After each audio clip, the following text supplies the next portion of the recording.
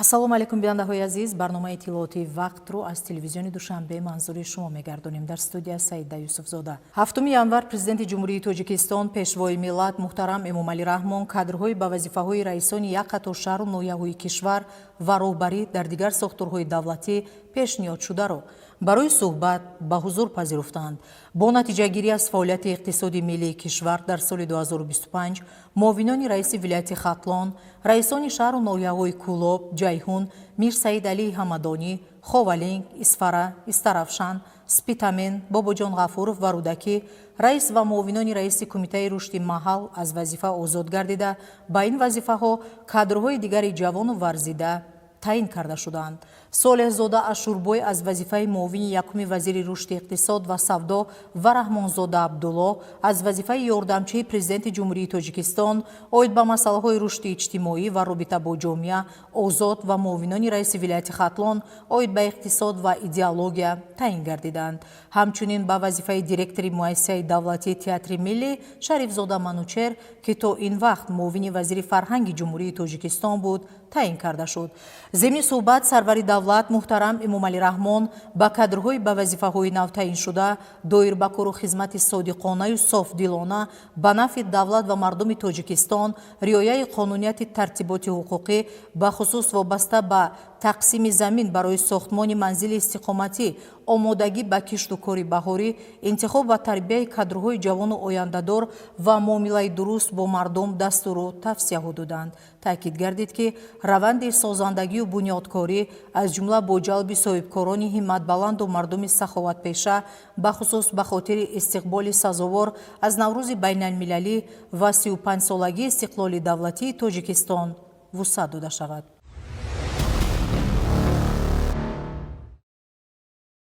фармони президенти ҷумҳурии Тоҷикистон дар бораи аз вазифаи ёрдамчии президенти ҷумҳурии Тоҷикистон оид ба масъалаҳои рушди иҷтимоӣ ва робита бо ҷомеа озод намудани Раҳмонзода.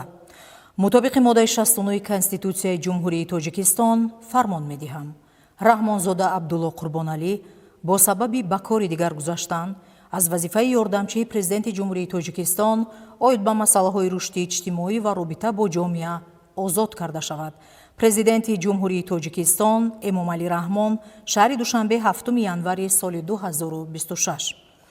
фармони президенти ҷумҳурии Тоҷикистон дар бораи аз вазифаи раиси шаҳри Кӯлоби вилояти Хатлон озод намудани Назарзода.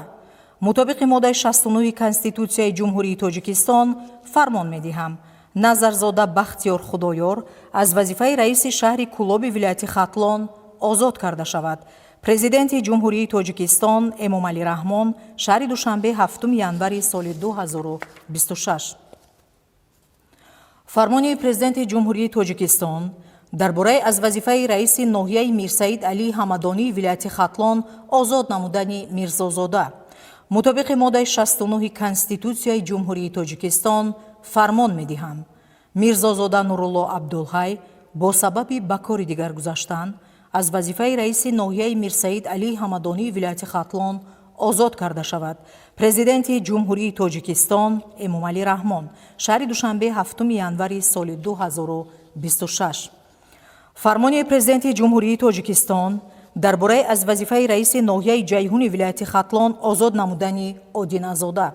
мутобиқи моддаи 69 Конститутсияи ҷумҳурии Тоҷикистон фармон медиҳам. Одиназода Абдулҳафиз Абдусаттор бо сабаби ба кори дигар гузаштан аз вазифаи раиси ноҳияи Ҷайҳуни вилояти Хатлон озод карда шавад. президенти ҷумҳурии Тоҷикистон Эмомалӣ Раҳмон шаҳри Душанбе 7 январи соли 2026.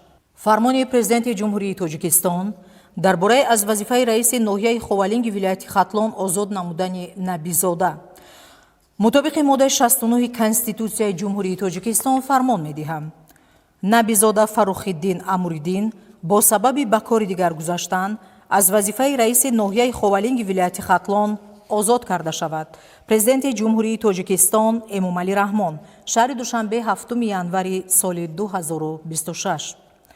фармони президенти ҷумҳурии Тоҷикистон дар бораи аз вазифаи раиси шаҳри Истарафшани вилояти Суғд озод намудани Маъмурзода. мутобиқи моддаи 69 Конститутсияи ҷумҳурии Тоҷикистон фармон медиҳам. Маъмурзода Адҳам Маъмур бо сабаби ба кори дигар гузаштан аз вазифаи раиси шаҳри истарафшани вилояти суғд озод карда шавад. Президенти Ҷумҳурии Тоҷикистон Эмомалӣ Раҳмон шаҳри душанбе 7 январи соли 2026. фармони президенти Ҷумҳурии Тоҷикистон дар бораи аз вазифаи раиси шаҳри Исфараи вилояти суғд озод намудани Баҳодурзода мутобиқи моддаи 69 Конститутсияи Ҷумҳурии Тоҷикистон фармон медиҳам. Баҳодурзода Баҳоваддин Баҳодур бо сабаби ба кори дигар гузаштан аз вазифаи раиси шаҳри Исфараи вилояти суғд озод карда шавад. Президенти Ҷумҳурии Тоҷикистон Эмомалӣ Раҳмон шаҳри душанбе 7 январи соли 2026. фармони президенти Ҷумҳурии Тоҷикистон дар бораи аз вазифаи раиси ноҳияи Спитамени вилояти суғд озод намудани Нумонзода мутобиқи моддаи 69 Конститутсияи Ҷумҳурии Тоҷикистон фармон медиҳам. Нумонзода Темурҷон бо сабаби ба кори дигар гузаштан аз вазифаи раиси ноҳияи Спитамени вилояти суғд озод карда шавад. Президенти Ҷумҳурии Тоҷикистон Эмомалӣ Раҳмон шаҳри душанбе 7 январи соли 2026. фармони президенти Ҷумҳурии Тоҷикистон дар бораи аз вазифаи раиси ноҳияи Бобоҷон Ғафурови вилояти суғд озод намудани Салимзода мутобиқи моддаи 69 Конститутсияи Ҷумҳурии Тоҷикистон фармон медиҳам. Салимзода Нусратулло Файзулло бо сабаби ба кори дигар гузаштан аз вазифаи раиси ноҳияи Бобоҷон Ғафурови вилояти суғд озод карда шавад. Президенти Ҷумҳурии Тоҷикистон Эмомалӣ Раҳмон шаҳри душанбе 7 январи соли 2026. фармони президенти Ҷумҳурии Тоҷикистон дар бораи аз вазифаи раиси ноҳияи рӯдакӣ озод намудани Ҳикматуллозода Абдуғаффор мутобиқи моддаи 69 Конститутсияи Ҷумҳурии Тоҷикистон фармон медиҳам. Ҳикматуллозода Абдуғаффор бо сабаби ба кори дигар гузаштан аз вазифаи раиси ноҳияи рӯдакӣ озод карда шавад. Президенти Ҷумҳурии Тоҷикистон Эмомалӣ Раҳмон шаҳри душанбе 7 январи соли 2026. қарори ҳукумати Ҷумҳурии Тоҷикистон аз 7 январи соли 2026 дар бораи аз вазифаи муовини якуми вазири рушди иқтисод ва савдои Ҷумҳурии Тоҷикистон озод намудани Солеҳзода ҳукумати Ҷумҳурии Тоҷикистон қарор мекунад Солеҳзода Ашурбой Абдувоҳид бо сабаби ба кори дигар гузаштан аз вазифаи муовини якуми вазири рушди иқтисод ва савдои Ҷумҳурии Тоҷикистон озод карда шавад. раиси ҳукумати Ҷумҳурии Тоҷикистон Эмомалӣ Раҳмон. қарори ҳукумати Ҷумҳурии Тоҷикистон аз 7 январи соли 2026 дар бораи аз вазифаи муовини вазири фарҳанги Ҷумҳурии Тоҷикистон озод намудани Шарифзода ҳукумати Ҷумҳурии Тоҷикистон қарор мекунад Шарифзода Манучер Муртазо бо сабаби ба кори дигар гузаштан аз вазифаи муовини вазири фарҳанги Ҷумҳурии Тоҷикистон озод карда шавад. раиси ҳукумати Ҷумҳурии Тоҷикистон Эмомалӣ Раҳмон. қарори ҳукумати Ҷумҳурии Тоҷикистон аз 7 январи соли 2026 дар бораи аз вазифаи муовини якуми раиси Кумитаи давлатии идораи замин ва геодезии Ҷумҳурии Тоҷикистон озод намудани Пирзода ҳукумати Ҷумҳурии Тоҷикистон қарор мекунад Пирзода Диловар Атахон бо сабаби ба кори дигар гузаштан аз вазифаи муовини якуми раиси Кумитаи давлатии идораи замин ва геодезии Ҷумҳурии Тоҷикистон озод карда шавад. раиси ҳукумати Ҷумҳурии Тоҷикистон Эмомалӣ Раҳмон. амри президенти Ҷумҳурии Тоҷикистон Ҷумазода Шарифҷон бо сабаби ба кори дигар гузаштан аз вазифаи раиси Кумитаи рушди маҳаллӣ назди президенти Ҷумҳурии Тоҷикистон озод карда шавад. Президенти Ҷумҳурии Тоҷикистон Эмомалӣ Раҳмон шаҳри душанбе 7 январи соли 2026. амри президенти Ҷумҳурии Тоҷикистон Муминзод Камолиддин Рамазон бо сабаби ба кори дигар гузаштан аз вазифаи муовини якуми раиси Кумитаи рушди маҳаллӣ назди президенти Ҷумҳурии Тоҷикистон озод карда шавад. Президенти Ҷумҳурии Тоҷикистон Эмомалӣ Раҳмон шаҳри душанбе 7 январи соли 2026. фармони президенти Ҷумҳурии Тоҷикистон дар бораи иҷрокунандаи вазифаи раиси шаҳри Кӯлоби вилояти Хатлон таъин намудани Пирзода мутобиқи моддаи 69 Конститутсияи Ҷумҳурии Тоҷикистон фармон медиҳам Пирзода Диловар иҷрокунандаи вазифаи раиси шаҳри Кӯлоби вилояти Хатлон таъин карда шавад. президенти ҷумҳурии Тоҷикистон Эмомалӣ Раҳмон шаҳри душанбе 7 январи соли 2026. фармони президенти ҷумҳурии Тоҷикистон дар бораи иҷрокунандаи вазифаи раиси ноҳияи Мирсаид Алии Ҳамадонии вилояти Хатлон таъин намудани Набизода мутобиқи моддаи 69 Конститутсияи ҷумҳурии Тоҷикистон фармон медиҳам Набизода Фаррухиддин Амуриддин иҷрокунандаи вазифаи раиси ноҳияи Мирсаид Алии Ҳамадонии вилояти Хатлон таъин карда шавад. Президенти ҷумҳурии Тоҷикистон Эмомалӣ Раҳмон шаҳри душанбе 7 январи соли 2026. фармони президенти ҷумҳурии Тоҷикистон дар бораи раиси ноҳияи Ховалинги вилояти Хатлон таъин намудани Равфзода мутобиқи моддаи 69 Конститутсияи ҷумҳурии Тоҷикистон фармон медиҳам Равфзода Саймумин Тоҷиддин раиси ноҳияи Ховалинги вилояти Хатлон таъин карда шавад. президенти ҷумҳурии Тоҷикистон Эмомалӣ Раҳмон шаҳри душанбе 7 январи соли 2026. фармони президенти ҷумҳурии Тоҷикистон дар бораи иҷрокунандаи вазифаи раиси ноҳияи ҷайҳуни вилояти Хатлон таъин намудани Ализод мутобиқи моддаи 69 Конститутсияи ҷумҳурии Тоҷикистон фармон медиҳам Ализод Азизулло Муҳиббулло иҷрокунандаи вазифаи раиси ноҳияи ҷайҳуни вилояти Хатлон таъин карда шавад. президенти ҷумҳурии Тоҷикистон Эмомалӣ Раҳмон шаҳри душанбе 7 январи соли 2026. фармони президенти ҷумҳурии Тоҷикистон дар бораи иҷрокунандаи вазифаи раиси шаҳри Исфараи вилояти Суғд таъин намудани Ҷумъазода мутобиқи моддаи 69 Конститутсияи ҷумҳурии Тоҷикистон фармон медиҳам Ҷумъазода Шарифҷон иҷрокунандаи вазифаи раиси шаҳри Исфараи вилояти Суғд таъин карда шавад. президенти ҷумҳурии Тоҷикистон Эмомалӣ Раҳмон шаҳри душанбе 7 январи соли 2026. фармони президенти ҷумҳурии Тоҷикистон дар бораи раиси шаҳри Истарафшани вилояти Суғд таъин намудани Қодирӣ мутобиқи моддаи 69 Конститутсияи ҷумҳурии Тоҷикистон фармон медиҳам Қодирӣ Абдусаттор Ғафурзода раиси шаҳри Истарафшани вилояти Суғд таъин карда шавад. президенти ҷумҳурии Тоҷикистон Эмомалӣ Раҳмон шаҳри душанбе 7 январи соли 2026. фармони президенти ҷумҳурии Тоҷикистон дар бораи иҷрокунандаи вазифаи раиси ноҳияи Бобоҷон Ғафурови вилояти Суғд таъин намудани Нумонзода мутобиқи моддаи 69 Конститутсияи ҷумҳурии Тоҷикистон фармон медиҳам Нумонзода Темурҷон иҷрокунандаи вазифаи раиси ноҳияи Бобоҷон Ғафурови вилояти Суғд таъин карда шавад. президенти ҷумҳурии Тоҷикистон Эмомалӣ Раҳмон шаҳри душанбе 7 январи соли 2026. фармони президенти ҷумҳурии Тоҷикистон дар бораи иҷрокунандаи вазифаи раиси ноҳияи Спитамини вилояти Суғд таъин намудани Ҷуразода мутобиқи моддаи 69 Конститутсияи ҷумҳурии Тоҷикистон фармон медиҳам Ҷуразода Ҷамшед Ҳабибулло иҷрокунандаи вазифаи раиси ноҳияи Спитамини вилояти Суғд таъин карда шавад. президенти ҷумҳурии Тоҷикистон Эмомалӣ Раҳмон шаҳри душанбе 7 январи соли 2026.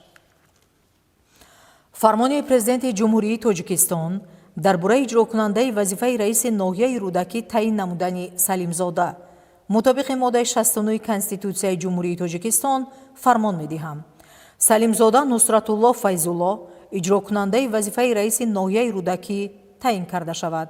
президенти ҷумҳурии Тоҷикистон Эмомалӣ Раҳмон шаҳри душанбе 7 январи соли 2026.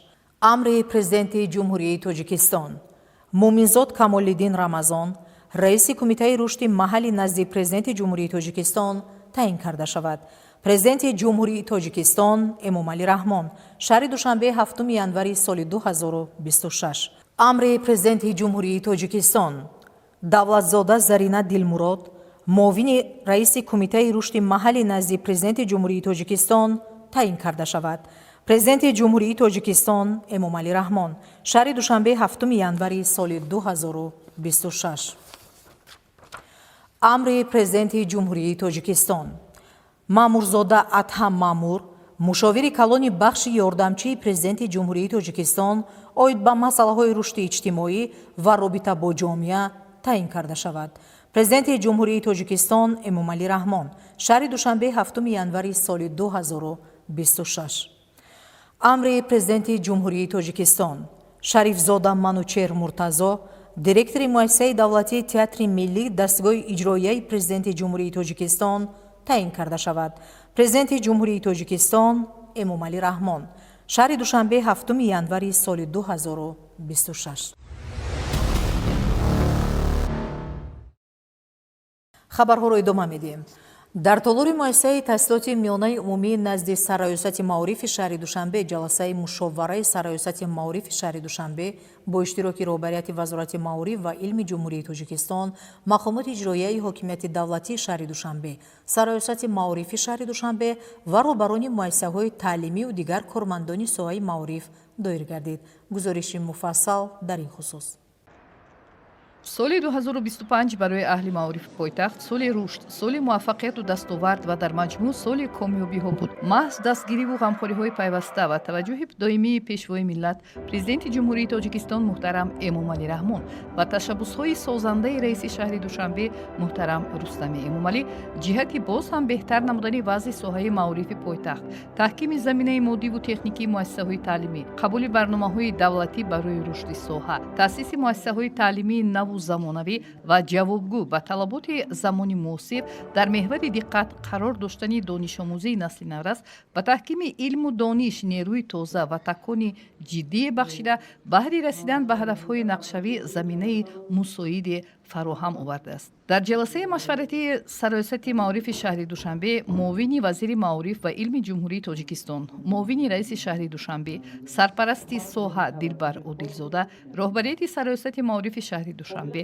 кормандони корхонаи воҳиди давлатии шаҳри ҳушмандӣ, мақомоти иҷроияи ҳокимияти давлатии шаҳри Душанбе, мудирони шуъбаҳои маорифи ноҳияҳои пойтахт, роҳбарони сохторҳои назди сарраёсат, роҳбарони муассисаҳои таълимӣ ва дигар кормандони соҳаи маориф иштирок намуданд.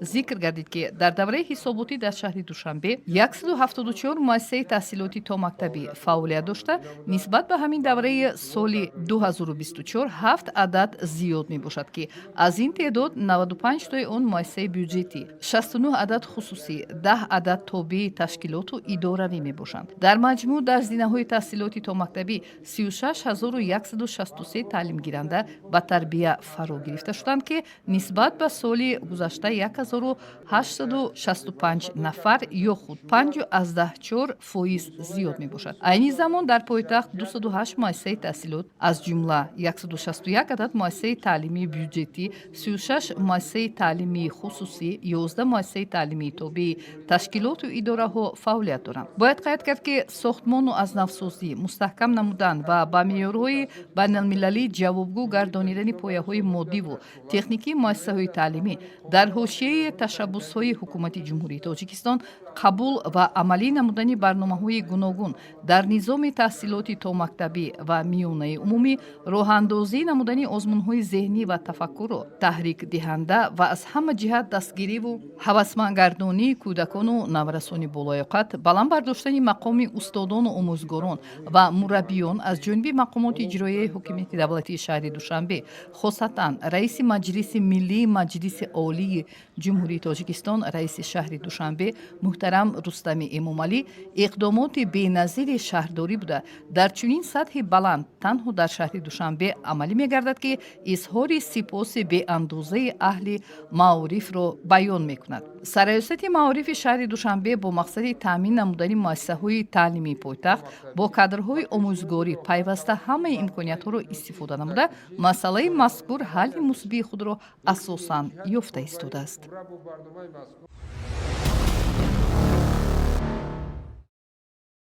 имсол дар кишвари азизамон Тоҷикистон дар доираи амри президенти ҷумҳурии Тоҷикистон ки аз 29 августи соли 2025 ба тавсиб расидааст, озмуни ҷумҳуриявии шоҳномахонӣ баргузор мешавад.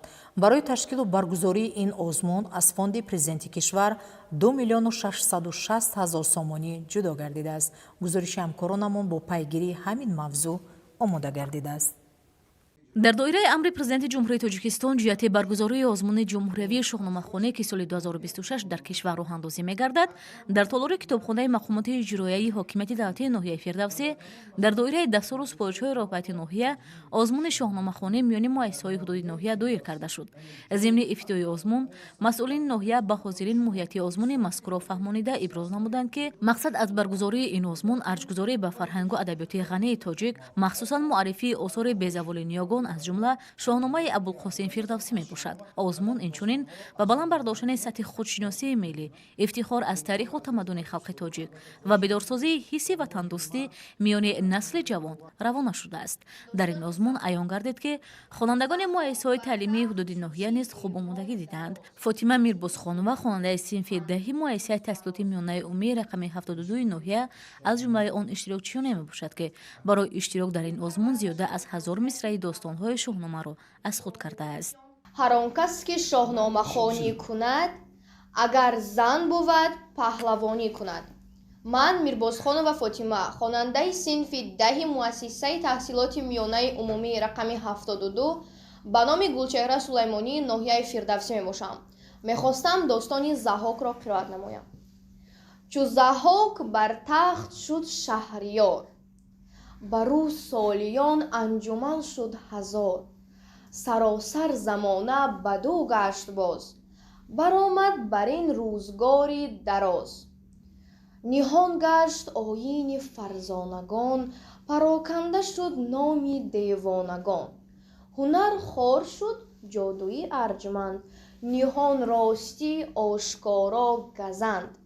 شده بر بدی دستی دیوان دراز، زینکی نبودی سخن جز براز.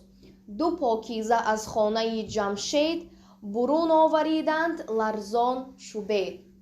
همزمان در این ردیف خوانندگان دیگر مؤسسه‌های تعلیمی حدودی ناحیه از قبیل رخشانه کشوروا و یاورجان سلیمزاده، خوانندگان صنف‌های 8 و 3 مؤسسه‌های تحصیلاتی میانه عمومی رقم 51 ناحیه فردوسی از جمله آن نفران میباشند که برای اشتراک در آزمون شاهنامه‌خوانی در سال 2026 پارچه‌های نظمی داستان‌های شاهنامه را از خود کرده‌اند.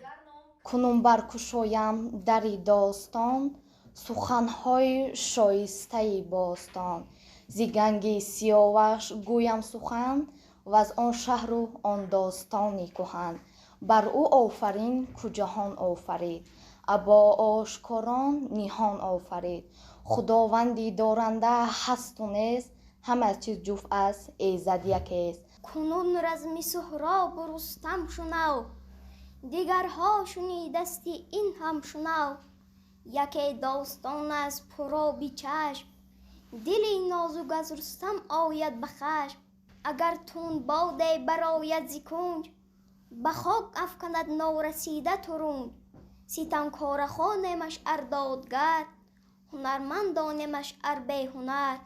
در نظامنامه آزمون تاکید شده است که شاهجایزه آزمون را نفر صاحب می شود که بیش از 70% اثر شاهنامه ابوالقاسم فردوسی را مطالعه و حفظ کرده است و خوب قرائت می کند. همزمان این آزمون نه به غالبان بلکه به آموزگاران اشتراکداران نیز امتیازهای زیادی را فراهم آورده است. در این ردیف با آموزگارانی که شاگردان آنها در دور جمهوری جای اول را به دست می آورند نشان علوچه معارف و علم تاجیکستان داده می شود. همچنین با آموزگارانی که شاگردانشان در این آزمون غالب می آیند و یا جایزه را به دست می آورند به مبلغ 20,000 سومانی مکافات پولی قدردانی می شود. باید گفت که برگزاری چنین چهارمین‌های فرهنگی برای پیوستن جوانان به جهان معنوی، تربیت ذوق ادبی و پاس داشتن ارزش‌های فرهنگی ملی زمینه مساعد فراهم می آورد.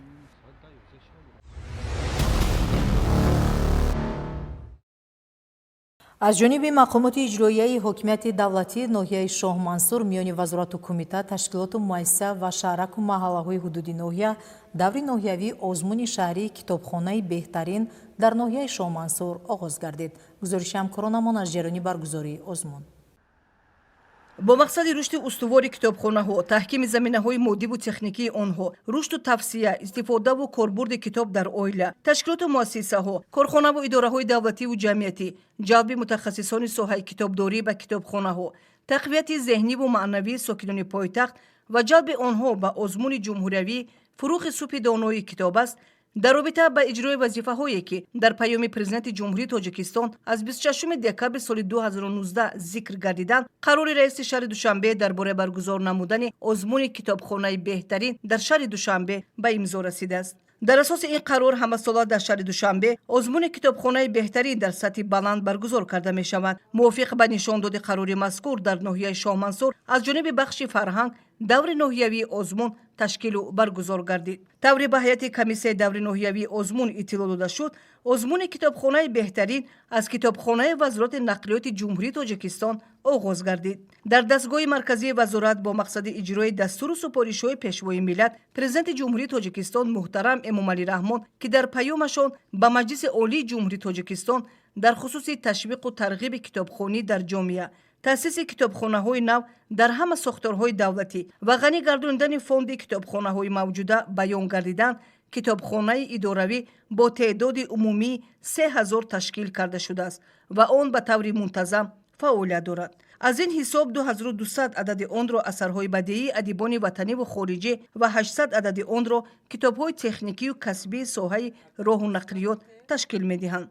дар китобхонаи донишгоҳи техникии Тоҷикистон ба номи академик Муҳаммад Осимӣ зиёда аз 500 000 адад китоб ҷойгир мебошад. аз он ҷумла китобҳои президенти Ҷумҳурии Тоҷикистон, китобҳои дарсӣ аз фанҳои умумӣ зиёда аз 137 000, адабиёти соҳаи нақлиёт 100 650 адад китоб, адабиёти соҳаи энергетик 86 665 адад китоб, адабиёти соҳаи сохтмон ва меъморӣ 109 887 адад китоб, адабиёти мошинсозӣ, адабиёти соҳаи технологияи иттилоотӣ, адабиёти бадеии сиёсӣ иборат мебошад. албатта китобхонаи донишгоҳ дорои ду толори хониш ва ду толори илми электронӣ вуҷуд дорад ва 96 компютер бо пайваст шудани хати яъне ки интернетӣ, яъне ки барои хизмати донишҷӯёну омӯзгорон фаъол мебошад. китобхонаи донишгоҳ дорои кормандони тахассусӣ, китобдорӣ, хизмат ҳамарӯза барои донишҷӯёну омӯзгорон хизмат карда истоданд. китобхонаи илмии донишгоҳи миллии Тоҷикистон чун маркази илмию фарҳангӣ дар ҷараёни таълиму тарбияи мутахассисони ҷавон, тарғибу ташвиқи ҳамаҷонибаи донишомӯзӣ ва ба китобхонӣ рӯ овардани ҷавонон, ташкили намоиши дастовардҳои илмӣ бо китобҳои олимону устодони ин боргоҳи маърифат саҳми босазо дорад. дар соли 2025 дар китобхонаи илмӣ корҳои ба нақша гирифташуда ба таври самарабахш татбиқ гардида истодааст. дар китобхонаи донишгоҳи миллии Тоҷикистон зиёда аз 80 000 нусхаи электронӣ мавҷуд аст. китобхонаи мо аз соли 1948 ташкил шудааст ки дар ин китобхона китобҳои бадеӣ, рисолаҳо, авторефератҳо, монографияҳо вуҷуд доранд.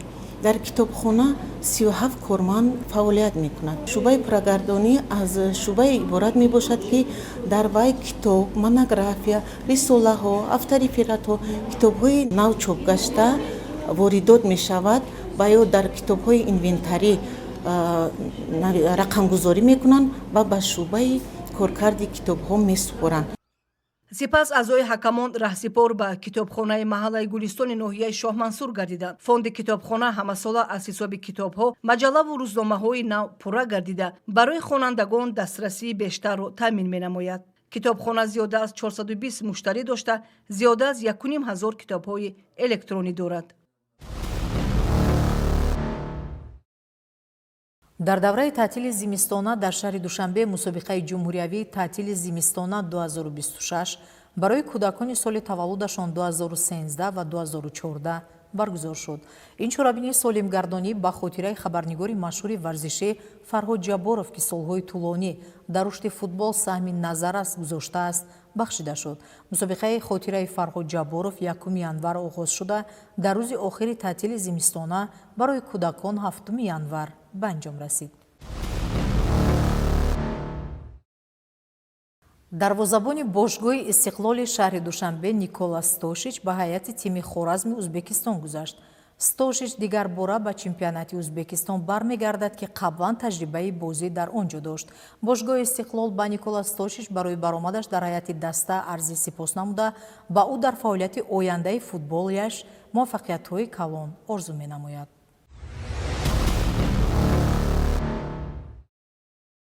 бинандаҳои азиз, инҷо барномаи иттилоотии вақт ба поён расид. барномаҳои дигари телевизиони Душанбе идома дорад. Сарбаланду пирӯз бошед.